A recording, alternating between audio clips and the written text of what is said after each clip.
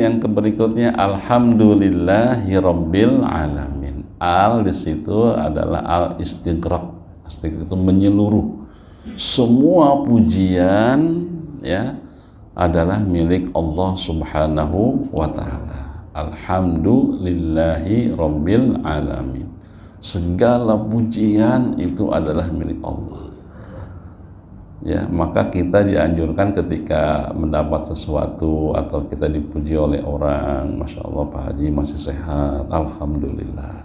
Kita berserah diri tuh. Kita bukan dipuji, tapi kita puji itu milik Allah. Pujian itu milik Allah. Lah kita mah karena kita ini adalah aib kita yang ditutup oleh Allah Subhanahu wa taala. Kalau aib kita dibuka oleh Allah Subhanahu wa taala di hadapan murid kita, mungkin kita guru yang enggak pantas diciumin tangannya.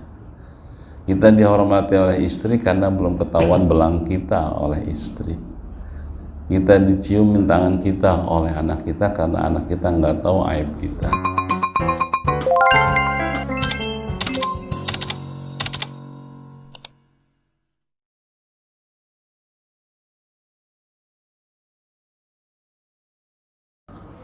Bismillahirrahmanirrahim. Assalamualaikum warahmatullahi wabarakatuh. Alhamdulillahilladzi khalaqal insan 'allamahul bayan. Wassalatu wassalamu ala sayyidina Muhammadin sayyidil anam wa ala alihi wa sahbihi alladzina habbaballahu ilaihi wal iman wa karaha ilaihimul kufra wal fusuqa wal 'isyan. Asyhadu an la ilaha illallah wahdahu la syarika lah wa asyhadu anna sayyidana wa nabiyyana Muhammadan 'abduhu wa rasuluh. Allahumma salli wa sallim ala sayyidina Muhammad wa ala alihi wa sahbihi ajma'in, amma ba'du. Hadratul mukarramin, para alim ulama, para asatidzah, para hujjaj, para tokoh masyarakat, wabil khusus sahabat saya Ustadz Adung, Ketua DKM, dan sahabat saya Ustadz Ahmad Khaidir, para jamaah sekalian yang Allah muliakan. Alhamdulillah, puji syukur kita panjatkan pada Allah Subhanahu wa taala atas segala nikmatnya. Alhamdulillah kita diberikan kesehatan, nikmat iman wal Islam, serta nikmat panjang umur. Mudah-mudahan Allah Subhanahu wa taala menjadikan kita sebagai abdan syakur, orang yang pandai bersyukur kepada Allah Subhanahu wa taala. Tak lupa salawat dan salam kita haturkan keharibaan Nabi kita Nabi Muhammad sallallahu alaihi wasallam, keluarga dan para sahabat-sahabatnya, dan insyaallah mudah-mudahan kita sebagai umatnya menjadi umat yang mendapat syafaat dari beliau dengan izin Allah Subhanahu wa taala. Amin ya rabbal alamin. Mohon maaf saya suaranya emang sampai segini. Tadi ngedengar suara imam, subhanallah, sedang tinggi begitu, saya jadi minder gitu ya, Masya Allah. Ya, andai kata saya jadi imam mungkin beginilah suara saya, nggak bisa naikin lagi. Baik, alhamdulillah pada pertemuan perdana ini kita akan membahas tentang tafsir Al-Quran yang sebenarnya saya bukan pakarnya ya. Kalau ngikutin jurusan yang saya ambil sebenarnya adalah ekonomi Islam ya. Baik saat saya kuliah di Mekah S1 saya ngambil itu namanya Kuliatus Syariah Qismul Iqtisad Islami, Fakultas Syariah jurusan ekonomi Islam. Kemudian lanjut di UIN S2-nya juga sama, konsentrasinya ekonomi Islam. Tapi yang namanya Ustadz kadang-kadang suruh ngajar fikih, suruh ngajar tafsir, suruh ngajar hadis, ya udahlah kalau bisa paling dasar-dasarnya doang, nggak sampai mendalam banget gitu ya. Dan kadang-kadang ngajar apapun Pak Ustadz Adung ya, kita ngajar apapun juga pertanyaannya fikih juga. Ngajar hadis pertanyaannya nanti fikih, ngajar tafsir pertanyaannya fikih, ngajar bahasa juga kadang-kadang fikih. Ya, ala kulli hal, insyaallah pertemuan kita diberkahi oleh Allah Subhanahu wa taala.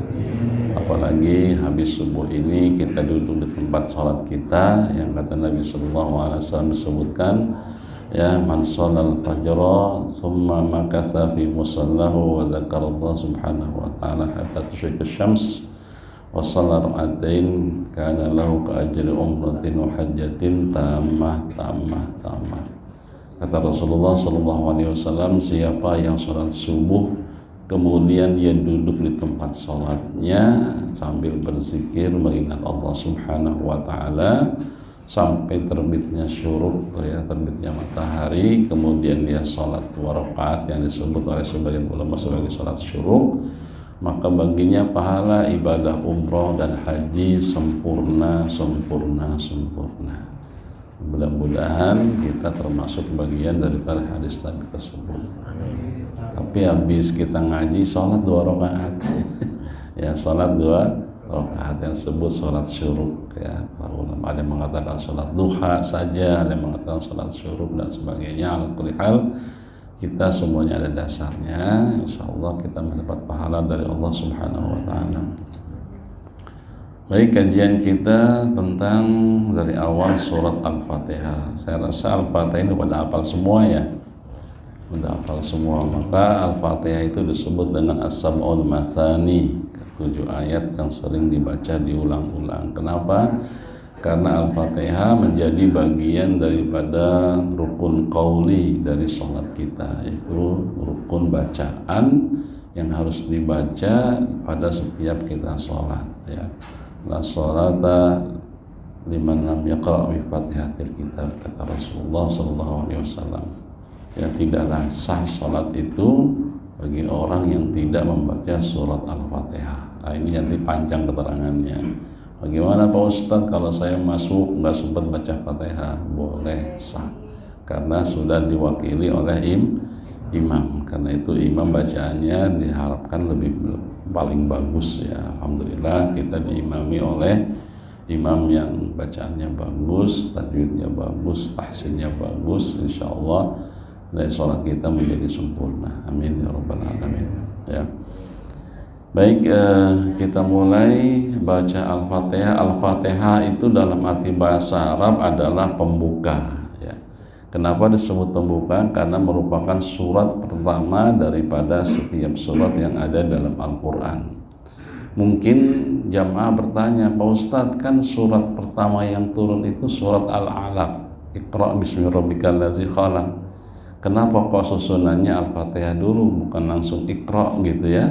Nah, karena Nabi SAW setiap setor hafalan kepada Jibril alaihissalam, beliau sering mendapatkan arahan dari Jibril, dha' surah kada ba'da surah kada, dha' ayah kada ba'da ayah kada. Letakkanlah surat ini setelah surat ini, letakkanlah ayat ini setelah ayat ini, gitu. Artinya adalah ketika walaupun turun itu namanya Al-Alaq, ya, ketika sudah mulai turun surat-surat lain, Al-Mudaththir, kemudian juga Al-Muzammil dan lain sebagainya, nah itu susunannya sesuai dengan Al-Quran sekarang, ya. Jadi ketika turun Al-Baqarah, enggak Al-Alaq dulu setorannya, Al-Baqarah dulu setorannya, baru nanti surat yang berikutnya setelah turun. Al-Mudaththir, Al-Alaq, Al-Mudaththir, kalau susunannya terlihat kita Al-Mudaththir dulu, ya, baru kemudian Al-Alaq, karena Al-Alaq itu ada di juz 30. Tapi Nabi disuruh baca Al-Mudaththir dulu baru Al-Alaq, padahal Al-Mudaththir itu adalah wahyu yang kedua setelah Al-Alaq, dan seterusnya, sehingga ketika Al-Fatihah ada suruh baca Al-Fatihah dulu, baru Al-Baqarah dulu, baru Ali Imran dulu, baru An-Nisa, dan seterusnya sampai akhir dari juz ke-30 An-Nas. Itulah sekarang menjadi susunan Al-Quran yang menjadi tauqifi atau ketetapan dari Rasulullah SAW. Susunan ayat-ayat dan surat-surat itu menjadi susunan yang sekarang kita baca. Nah, itu sebabnya, ya, kalau pertanyaan kenapa surat pertama Al-Alaq tapi di Al-Quran itu adanya Al-Fatihah, karena memang ketetapan dari Rasulullah Sallallahu Alaihi Wasallam. Itu amrun tauqifi, amrun perkara yang setelah ditetapkan oleh Rasulullah atau oleh Allah Subhanahu wa Ta'ala. Nah, maka Al-Fatihah ada di awal. Maka disebut Al-Fatihah diantaranya karena letak surat ini ada di awal, menjadi pembuka dari semua surat-surat yang ada di dalam Al-Quran yang jumlahnya 114 surat, ya, kemudian diawali dengan surat Al-Fatihah, ya. Nah, Al-Fatihah ini ya menjadi kesimpulan dari semua isi Al-Quran, ya. Oleh karena itu kalau kita baca Al-Fatihah sama dengan baca semua isi Al-Quran, ya. Makanya kita sering ngirim Al-Fatihah, membuka acara dengan Al-Fatihah, seakan-akan kita berharap tabarukan, keberkahan seluruh Al-Quran sudah kita baca. Tapi jangan puas di situ aja, harus terus dibaca jangan menganaktirikan surat Al-Maidah, ya. Nggak dibaca-baca nantinya, cuma di bulan puasa aja dibacanya, ya. Dibaca juga Al-Maidah, kalau perlu diganti Al-Maidah, nah lu panjang dah. Mari kita buka acara kita dengan surat Al-Maidah. Pasti nggak selesai ya acaranya, ya. Maka diringkas dengan Al-Fatihah. Jadi Al-Fatihah merupakan kesimpulan dari semua yang ada di dalam Al-Quran, ya. Karena di Al-Fatihah itu terdapat setidaknya 3 isi daripada isi Al-Quran, ya. Di antaranya adalah At-Tauhid, ya, kemudian Ubudiyah, ibadah, ya, kemudian tentang juga di antaranya sejarah, ya. Itu isi daripada Al-Quran, ya.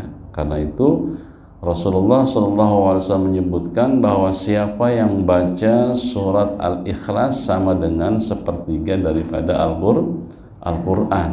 Kenapa? Karena isi Al-Ikhlas, ya, surat Qul Huwallahu Ahad itu adalah isinya tauhid, berarti sepertiga daripada Al-Quran. Karena Al-Fatihah mengandung 3 unsur tadi, ya, unsur akidah, unsur ibadah, dan unsur sejarah, ya. Nah, oleh karena itu Al-Fatihah menjadi kesimpulan dari semua isi daripada Al-Quran. Jadi siapa yang baca Al-Fatihah hampir sama baca seluruh Al-Quran. Siapa yang baca Al-Ikhlas hampir sama dengan membaca sepertiga daripada Al-Quran. Karena itu kalau kita tahlilan atau kita wiridan, ya, kalau pas Al-Ikhlas biasanya 3 kali dibacanya. Kenapa? Supaya dapat 1 Al-Quran, ya, karena 1 Al-Ikhlas itu sama dengan sepertiga daripada Al-Quran.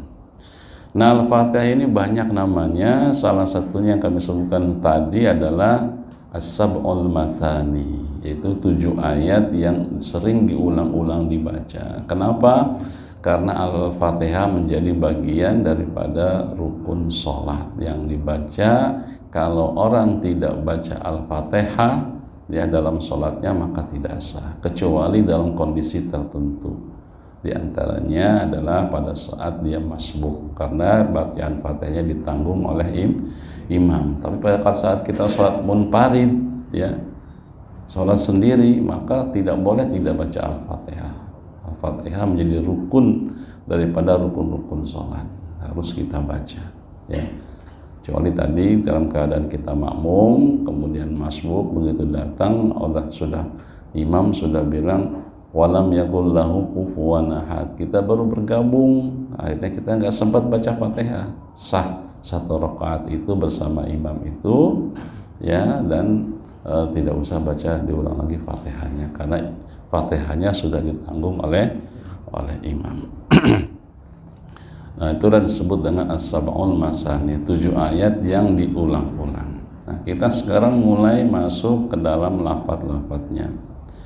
Yang pertama adalah Bismillahirrahmanirrahim. Bismillahirrahmanirrahim ini seluruh ulama, ya, sepakat bahwasanya Bismillahirrahmanirrahim ayatun min ayatil Quran atau min suratil Fatihah. Salah satu ayat di antara ayat-ayat Al-Quran atau surat Al-Fatihah, ya. Adapun bismillah lainnya, yaitu menjadi perdebatan ulama, apakah bagian daripada surat tersebut atau bukan, ya. Seperti bawahnya Bismillahirrahmanirrahim, Alif Lam Mim. Apakah Bismillah pada surat Al-Baqarah itu bagian daripada Al-Baqarah atau bukan? Itu ikhtilaf ulama, ya, ikhtilaful ulama. Maka kita dengar kadang-kadang di Masjidil Haram imam langsung baca Alif Lam Mim, enggak pakai Bismillah, ya, waladhdallin amin, kemudian langsung sabbihisma rabbikal a'la, enggak pakai Bismillah. Nah, kalau di Indonesia dan di kebanyakan di Asia Tenggara, ya, karena bermadzhab Syafi'i, itu menjadikan Bismillah bagian dari semua surat yang ada, ya.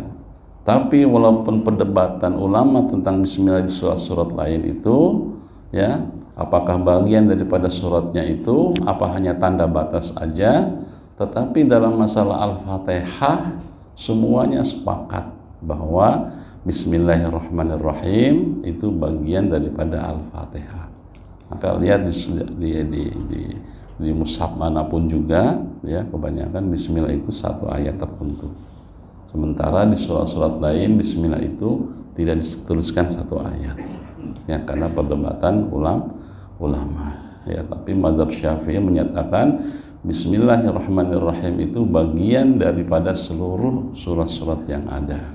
Karena itu ketika sholat dijaharkan Bismillahirrahmanirrahim, sabbihisma rabbikal a'la, disebutin, ya. Sementara imam yang lainnya seperti mazhab Hambali, mazhab Hanafi, mazhab Maliki itu menyatakan bahwasanya tidak bagian daripada surat tersebut. Tapi ada yang menengahnya apa?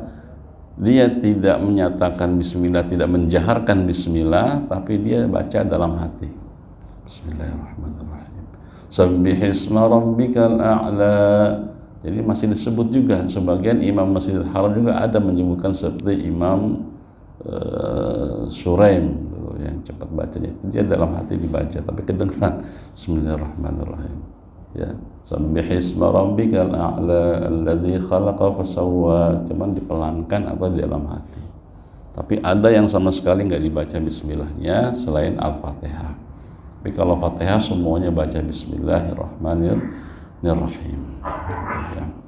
Nah, kenapa mazhab Syafi'i lebih menekankan pada Bismillah? Karena ada satu surat, ya, yang tidak pakai Bismillah, ya, yaitu surat At-Taubah, ya. Surat At-Taubah nggak pakai Bismillah di awal, ya. Jadi kalau alasan pembatas, ya, maka harusnya di situ ada juga, tapi memang tidak ada. Maka mazhab Syafi'i menyatakan Bismillahirrahmanirrahim bagian daripada surat-surat yang ada. Nah, itulah kehati-hatian daripada mazhab atau Imam Syafi'i tersebut. Nah, ini Bismillahirrahmanirrahim, ya, bagian daripada Al-Fatihah. Dan Al-Fatihah itu sepakat semuanya adalah 7 ayat, ya, 7 ayat, ya. As-sab'ul mathani, semuanya mengatakan 7 ayat. Termasuk mushaf dari Saudi Arabia itu Bismillahirrahmanirrahim bagian daripada Al-Fatihah, ya. Bismillahirrahmanirrahim dengan nama Allah yang Maha Pengasih lagi Maha Penyayang. Sebenarnya Bismillah itu tulisannya, ya, pakai alif, karena asal ismi itu pakai alif, ismi, bi ismi gitu, ya. Tapi karena dia adalah hamzatul wasl gitu, ya, dia nggak kedengeran bi ismi, jadi bismi, ya, bismi. Nah, terus dalam tulisan sekalian nggak ditulis gitu, lalu yang dipanjangin di baknya, Bismillahirrahmanirrahim dengan nama Allah yang Maha Pengasih lagi Maha Penyayang, ya. Nah, kalau ulama tasawuf bahkan, ya, merangkumkan Al-Fatihah itu ada dalam kalimat Bismillahirrahmanirrahim, ya. Jadi Al-Quran disimpulkan dengan Al-Fatihah, Al-Fatihah disimpulkan dalam kalimat Bismillahirrahmanirrahim. Karena itu kita dianjurkan untuk melakukan sesuatu yang baik dengan memulai dengan kalimat Bismillahirrahmanirrahim. Kullu amrin zibalin la yuqra bil basmalah fahuwa aqta au abtar. Setiap perkara yang baik-baik yang tidak dimulai dengan kalimat Bismillahirrahmanirrahim, maka perkara itu menjadi terputus dari keberkahan. Ya, Bapak mau minum baca Bismillah, Bapak mau makan baca Bismillah, mohon maaf mau bergaul dengan istri pun baca Bismillah. Baca apa nggak baca ya? Sempet nggak Pak? Baca Bismillah, apalagi ditambah dengan bacaan doa yang lainnya. Ya, kenapa demikian? Karena dia menjauhkan daripada syaitan. Ya, jadi kalau Bapak makan atau minum nggak pakai Bismillah itu dibantu oleh syaitan. Demikian juga pada saat kita maaf bergaul dengan istri tanpa disebutkan nama Allah, tanpa doa, tanpa Bismillah, bisa jadi ya syaitan ikut bergabung dengan kita. Ya, jadi jangan heran kemudian kalau kemudian anak-anak kita ya kenapa begini ya, mungkin dulunya kita nggak sempat baca Bismillah. Ya, kenapa kena narkoba, bisa jadi dulunya waktu prosesnya jauh dari Bismillahirrahmanirrahim. Ya. Ar-Rahman Ar-Rahim, Maha Pengasih, Maha Penyayang. Apa bedanya? Ya. Oh ya, kalimat Allah dulu. Kalimat Allah itu satu-satunya, tidak ada yang duanya. Insya Allah kalau Bapak punya anak dinamai nama Allah nggak panjang umur. Ya nggak ada kan ya, nama makhluk namanya Allah. Tidak ada manusia namanya Allah. Kalau Bapak punya anak lahir namain Allah, insya Allah nggak panjang umur. Allah cuma satu. Ya Allah saja. Tapi kalau sifat-sifat yang lain Asmaul Husna masih Allah terima. Abdurrahman dipanggil Rahman, Abdurrahim dipanggil Rahim ya. Sebelah Brahman. Oh ini Abdurrahman. Ini nama yang terbaik kata Nabi. Sebaik-baik nama itu Abdurrahman kata Nabi. Masya Allah. Makanya Masya Allah. Jadi seperti beliau ya. Mudah-mudahan orangnya paling baik. Amin. Ya memang begitu ya. Setiap nama Asmaul Husna dimulai dengan Abdun itu nama yang baik. Abdurrahman, Abdurrahim, Abdul Khaliq, Abdul Bari dan seterusnya. Insya Allah itu nama yang terbaik kata Nabi Shallallahu Alaihi Wasallam. Ya jangan Joni ya. Punya anak namanya Joni, nanti gedenya kayak apa ya. Jadi nama juga ya ada doa di situ, ya, ada pesan di situ sehingga namanya Abdurrahman nggak berani nongkrong di tempat yang nggak baik ya Pak ya. Namanya Abdurrahman. Tapi kalau Joni bisa jadi nggak apa-apa gitu. Makanya banyak anak-anak kita diganti nama gitu. Kayaknya ya ikut-ikutan yang enggak gitu kan ya. Nah, jadi seperti itu. Jadi Allah itu hanya satu. Ya, tidak bisa ada duanya lagi. Nama Allah itu satu, yaitu Allah yang Maha Esa, Maha Kuasa. Ya. Nah, dulu ada apa ya? Allah itu diganti dengan nama Tuhan. Sehingga diterjemahin la ilaha illallah, tiada Tuhan selain Tuhan. Tuhan yang pertama kecil hurufnya T-nya, yang kedua baru gede Tuhan. Kan bingung, tiada Tuhan selain Tuhan. Kan bingung, ya. Tiada presiden kecuali presiden. Presidennya siapa? Terserah masing-masing. Wah, kacau negara, ya kan? Tapi kalau jelas definitif tiada presiden kecuali Jokowi. Udah jelas presiden Indonesia Jokowi, ya kan gitu. Nah, oleh karena itu kemudian itu adalah pemikiran yang salah ya. Coba dah Bapak zikir Allah aja ya kan enak tuh. Allah Allah Allah Allah Allah Allah Allah Allah Allah, enak zikir. Tapi kalau diganti dengan Tuhan, coba Tuhan Tuhan Tuhan Tuhan Tuhan Tuhan Tuhan. Tadinya Tuhan jadi hantu. Allah itu enak. Nah, makanya kalimat terakhir kalau orang meninggal nggak ada huruf yang huruf syafatain, dua bibir nggak ada, kayak ba, kayak mim nggak ada, atau ro gitu ya, kagok. Orang meninggal cuma lidah doang, la ilaha illallah, ya, supaya gampang sakratul mautnya, ngucapin la ilaha illallah, ya. Tapi itu juga nggak bisa kalau kita biasa maksiat, sulit juga. Nauzubillahi min Bizalik. Di samping kalimatnya gampang, tapi dibarengi dengan amal soleh. Selagi kita hidup, sehingga kita meninggal husnul khatimah. Man qala la ilaha illallah dakhala al-jannah. Siapa yang di akhir hayatnya dia mengucapkan la ilaha illallah, insyaallah masuk surga, gitu ya. Itu yang kita harapkan. Nah, kemudian Ar-Rahman Ar-Rahim. Apa bedanya Ar-Rahman dengan Ar-Rahim? Ya, pengasih dan penyayang. Kalau Ar-Rahman pengasih, Allah kasih semua makhluknya di dunia ini. Ya, semua dikasih. Ya. Yang kafir, yang muslim, yang mukmin, yang taat, yang maksiat dikasih. Rezekinya dikasih. Wa ma min dabbatin fil ardi illa 'alallahi rizquha. Tidak ada satu hewan, binatang ataupun makhluk hidup melata di atas muka bumi ini kecuali Allah sudah kasih rezekinya. Subhanallah, ya.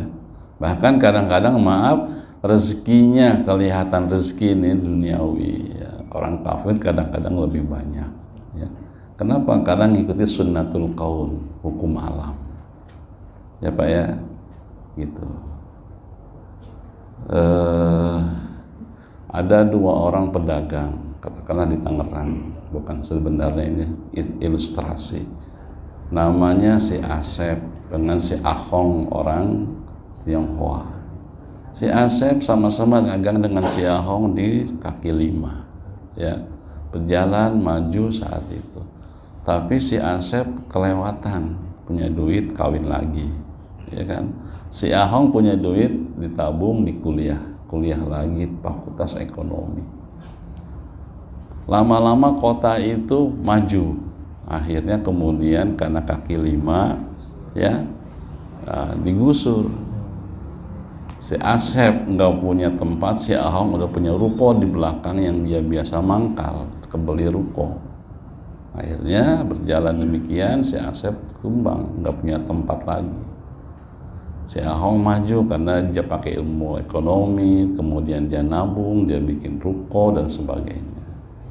Loh, kok si Asep kan rajin ibadah? Iya, tapi dia secara sunnatul kaun, secara hukum alam dia tidak melakukannya, maka dia tumbang, bangkrut. Sementara si Asep, si Ahong tambah maju karena ikuti sunnatul kaun, hukum alam. Siapa yang menjalankan ekonominya dengan baik, dengan strategi yang benar, dia akan lebih maju daripada yang tadi sembarangan, tidak ada perencanaan. Bukan Allah tidak berpihak kepada si muslim ini, tapi dia tidak melakukan sunnatul kaun, hukum alam yang Allah tetapkan.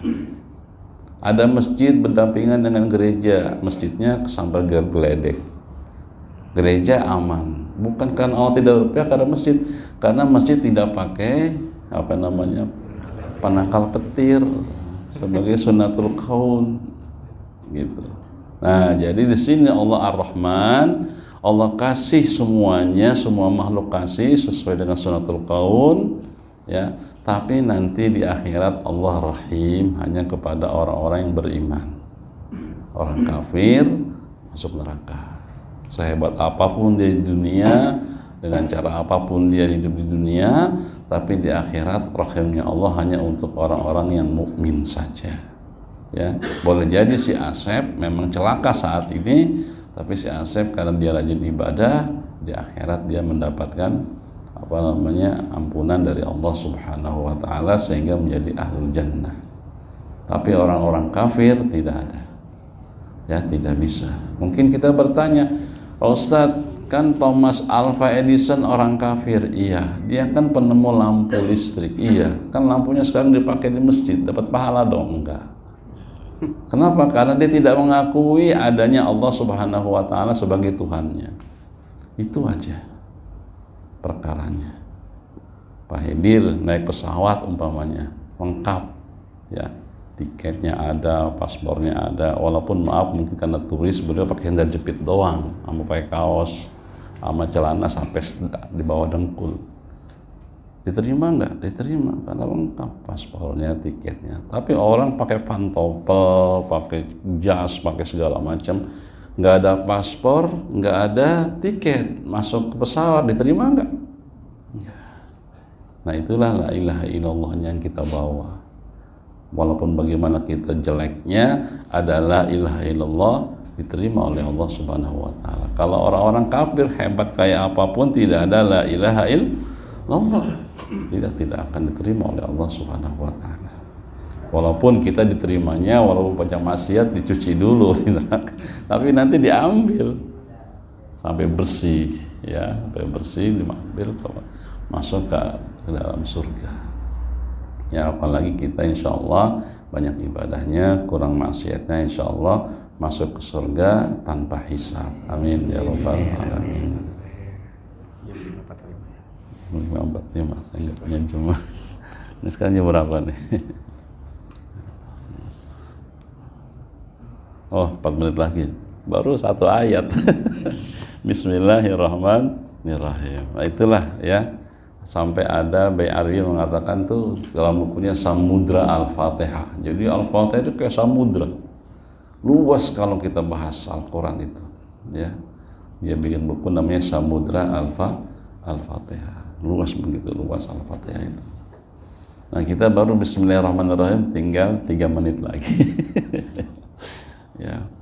Kemudian yang berikutnya Alhamdulillahirabbil alamin. Al di situ adalah al istighraq. Istighraq itu menyeluruh. Semua pujian ya adalah milik Allah Subhanahu wa taala. Alhamdulillahirabbil alamin. Segala pujian itu adalah milik Allah. Ya, maka kita dianjurkan ketika mendapat sesuatu atau kita dipuji oleh orang, Masya Allah Pak Haji masih sehat, Alhamdulillah, kita berserah diri tuh. Kita bukan dipuji, tapi kita puji itu milik Allah. Pujian itu milik Allah. Lah kita mah karena kita ini adalah aib kita yang ditutup oleh Allah Subhanahu wa taala. Kalau aib kita dibuka oleh Allah Subhanahu wa taala di hadapan murid kita, mungkin kita guru yang nggak pantas diciumin tangannya. Kita dihormati oleh istri karena belum ketahuan belang kita oleh istri. Kita diciumin tangan kita oleh anak kita karena anak kita nggak tahu aib kita. Ya, kita diciumin tangannya oleh karyawan kita karena kita belum kelihatan aib kita di depan karyawan kita. Mungkin kalau ketahuan dia nggak menghormati kita. Karena itu segala pujian adalah milik Allah Subhanahu wa ta'ala. Alhamdulillahi rabbil alamin. Ya. Milik Allah Subhanahu wa ta'ala, Tuhan seluruh alam. Rabb di situ artinya adalah sebagai pelindung, sebagai pengatur, mudabbir, ya, mengatur alam ini, mengatur alam ini, mengadakan alam ini dan seterusnya. Ya, kayak orang murabbi, ya, dia selalu perhatian kepada yang dibimbingnya. Maka Allah Subhanahu wa ta'ala sangat perhatian kepada seluruh alam ini. Tapi Allah tidak merasa repot. Ya, tidak merasa repot karena Allah Maha Kuasa. Coba lalu lintas planet nggak tabrakan itu. Siapa yang mudabbirnya? Adalah Allah Subhanahu wa ta'ala. Ya. Kita juga dapat rezeki dari Allah Subhanahu wa ta'ala. Siapa yang ngatur? Allah Subhanahu wa ta'ala. Ya. Coba kira-kira Pak, kita yang cari rezeki, apa rezeki datang ke kita?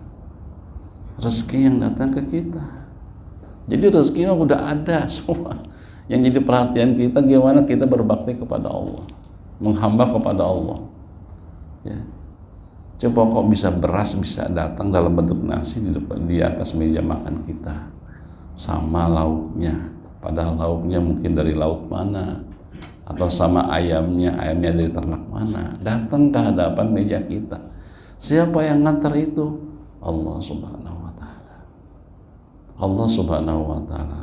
Syariatnya memang kita cari duit, tapi siapa yang datengin itu beras, siapa yang datengin itu nasi, siapa yang datengin itu segala macam makanan, buah-buahan, dari mana dasarnya? Datang ke kita, Masya Allah. Maka setiap kita melihat itu semua, ingat Allah. Ya, Alhamdulillahi Rabbil alamin, yang mengatur seluruh alam. Apa itu alam? Alam itu masih wallah. Yang disebut dengan alam itu adalah selain Allah itu alam. Ya, dilopetin aja saya maksudnya. Ya mungkin kita 1 ayat 2 ayat dulu ya, insya Allah ini menjadi mungkin kerinduan kita untuk kelanjutannya. Tapi mohon maaf saya udah bilang Ustaz Khidir, bulan depan saya pergi haji ya. Ada gantinya. Oh ada gantinya, alhamdulillah. Alhamdulillah. Ya, doakan aja insya Allah tanggal 7 bulan depan saya berangkat haji, pulang tanggal 2 kayaknya gitu. Demikian barangkali, mohon maaf apabila ada kata-kata yang salah. Wassalamualaikum warahmatullahi wabarakatuh.